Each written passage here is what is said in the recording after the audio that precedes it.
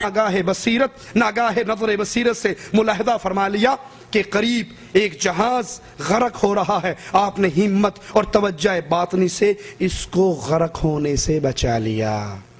بیٹھے کہیں اور ہیں, بصیرت کی نگاہ پڑی, کیا دیکھا؟ ایک جہاز سمندر میں ڈوب رہا ہے. وہیں بیٹھے بیٹھے موڈا دیا اور پار لگا دیا. وہ بالکل ویسے ہی جیسے پیر صاحب سال کے بعد مریدنی کے گھر آئے, نماز پڑھنے لگے, نماز کے دوران کہتے ہیں, مریدنی نے دیکھا بھئی پیر صاحب نماز میں کیا آواز نکال رہے ہیں, سلام پھیرا کہ پیر جی کیا ہوا تھا, آپ آواز نکال رہے تھے. کہا پگلی تجھے نہیں پتا, میں یہاں پاک پتن شریف میں نماز پڑھ رہا تھا اور نگاہ بصیرت سے دیکھ رہا تھا ایک کتا مسجد نبوی کے اندر داخل ہو رہا تھا, میں نے یہیں سے رسالہ بھیجا جوال کا, وہ نکل لیا. مریدنی کو تھوڑی سی پڑھی لکھی, اس نے کہا ابھی حساب لگا لیتی ہوں, دیکھتی ہوں کیا واقعی ماشاءاللہ اتنا پہنچا ہوا ہے. اس نے سیوییں پکائی اور سیویوں میں نیچے گھی, اوپر چینی, اوپر پھوکی بغیر گھی چینی کے سوکھی سیویاں اوپر رکھ دی اور چمچ دے کے حضرت جی کے ساتھ بیٹھی, حضرت جی کھائیے, تناول فرمائیے, سال کے بعد آئے. اب وہ پلیٹ کو بھی دیکھ رہا ہے اور مریدنی کو بھی دیکھ رہا ہے. وہ کہتی قربان جاؤں سرکار کھاتے نہیں ہیں. کہا میں تو سال کے بعد آیا تھا, بڑی امیدیں لے کر آیا تھا کہ تو بڑی خدمت کرے گی, اور تو نے پاگل عورت نہ اس میں گھی ڈالا ہے نہ شکر ڈالی ہے اور سوکی میرے سامنے رکھ دی, میں کیسے کھاؤں؟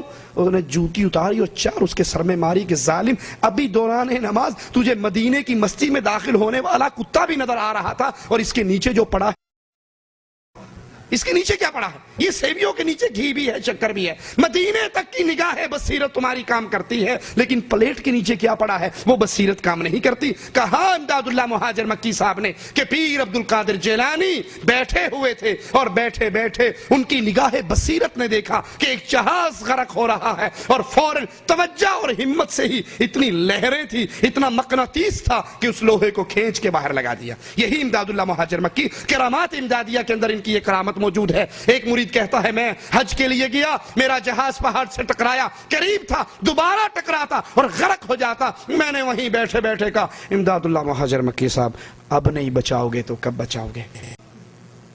لا حول ولا قوت الا باللہ. تو کوئی بچا ہی نہیں سکتا صلی اللہ علیہ وسلم. اور یہ اہل شرک, یہ توحید کے جھوٹے دعوے دار, یہ توحید کے چولے پہن کر اپنے بزرگوں کی شرکیہ کرامات کو عام کرنے والے. کہا میں نے کہا پیر جی آپ نہیں بچاؤ گے تو کون بچائے گا؟ کہا اتنا کہنا تھا, فوراً جہاز باہر نکل آیا اور آہستہ آہستہ ساحل کو لگ گیا. میں جب ادھر یہ واقعہ ہوا, ادھر مرید صاحب پیر امداد اللہ مہاجر مکی کی کمر دباتے دباتے پیراہن جو اٹھایا تو کمر چھیلی ہوئی تھی. مرید نے کہا بابا جی کتنے گئے تھے؟ صحیح نہیں, میں باہر بیٹھا سا, یہ اندروں اندروں کاروائی کون پا گیا؟ میں دروازے پر تھا, آپ باہر کہیں گئے نہیں, خادم خاص ہوں, یہ اندر اندر کیا ہو گیا؟ کہا معرفت گلا نے تسی نہیں پہچان سکتے, یہ بزرگوں کی باتیں ہیں, تم نہیں سمجھ سکتے. کہا نہیں کچھ نہ کچھ تو بتائیے. کہا کیا بتاؤں, تیرا ایک مرید بھائی تھا, جہاز اس کا سمندر میں پھنس گیا تھا, قریب تھا وہ غرق ہو جاتا, اس نے مجھے پکارا, میں بے چین ہو گیا اور میں نے جا کے اس کے جہاز کو کندھا دیا, وہ پار لگ گیا, اسی لیے چھل گیا ہوگا, کسی کو نہ بتانا. کندھا نہیں تھا, پوری کرین تھی جو پورے جہاز کو موڑا دے کے باہر نکال لے. لا حول ولا قوت الا باللہ. یہی عقیدہ علماء بریلی کا اور یہی عقیدہ علماء دیوبند کا. اپنے پیروں کو غوث اعظم کا نام دیتے ہیں. یہ فضائل صدقات ہے, صفحہ 559 ہے, 559 کے اوپر یہی عقیدہ غوث کا بیان کرتے ہیں. اپنے پیروں کو یہ لقب دیتے ہیں جس کا مطلب خاص کیا ہے کہ مددگار, سب سے بڑا مددگار, غوث اعظم سب سے بڑا مددگار, اور سب سے بڑا مددگار ایک اللہ عز و جل ہے. صفحہ 559 پر کہتے ہیں مولانا اشرف علی تھانوی اس واقعے پر لکھتے ہیں کہ مجھے حضرت غوث پاک کی خوشی یاد آ گئی. غوث پاک سب مددگار, فریاد رس, اور فریاد رس صرف ایک اللہ عز و جل ہے, اس کے علاوہ کوئی اور غوث نہیں ہے. علم غیب اللہ کا خاصہ ہے. قرآن حکیم کی اس آیت پہ غور کیجئے, قُلْ لَا يَعْلَمُ مَنْ فِي السَّمَاوَاتِ وَالْأَرْضِ الْغَيْبَ إِلَّا اللَّهُ وَمَا يَشْعُرُونَ أَيَّانَ يُبْعَثُونَ. اے نبی کہہ دیجئے اللہ کے سوا آسمان اور زمین کی چھپی ہوئی باتوں کو کوئی نہیں جانتا, اس کی خبر کسی کو نہیں ہے, اور وَمَا يَشْعُرُونَ أَيَّانَ يُبْعَثُونَ, ان کو تو یہ بھی نہیں پتا کہ اٹھایا کب جانا ہے. علم غیب میں اللہ خاص ہے, یہ خاصہ ہے اس کا, اپنے نبی کو بتانا چاہے بتا دیتا ہے, اور اپنے نبی کو نہیں بتانا چاہتا. عائشہ رضی اللہ تعالی عنہا پر تہمت لگتی ہے, مومنوں کی ماں پہ تہمت لگتی ہے. دنوں پہ دن گزرتے ہیں, عائشہ اپنے والد کے گھر چلی جاتی ہیں, روتی ہیں, آنسو بہاتی ہیں. نبی آ کر کہہ دیتے ہیں عائشہ رضی اللہ تعالی عنہا اگر تجھ سے غلطی ہو گئی ہے تو اللہ سے معافی مانگ لے, اللہ معاف کرنے والا ہے. اور عائشہ رضی اللہ تعالی عنہا فرماتی ہیں اے نبی اگر میں اپنے صفائی پیش کروں آپ یقین نہیں کرو گے, یہ الزام اپنے اوپر لے لوں تو وہ گناہ جو میں نے کیا نہیں ہے وہ الزام میں کیسے لے لوں. میں اب وہی کہوں گی جو یوسف کے بابا نے کہا تھا. یوسف کے بابا نے کہا تھا نبی ابھی بستر پہ ہیں, آسمان سے وحی آنا شروع ہو جاتی ہے, اور جب نبی کریم پر وحی کی آثار ختم ہوتے ہیں تو کہتے ہیں عائشہ خوش ہو جا, مبارک ہو تجھ کو, تیری برات کا اعلان عرش والے نے کر دیا. جب نبی کو بتا دیا جائے پتہ لگ جاتا ہے, نبی کو نہ بتایا جائے یہودیہ سحر والا کھانا کھلا دیتی ہے اور نبی لقمے چبا لیتے ہیں.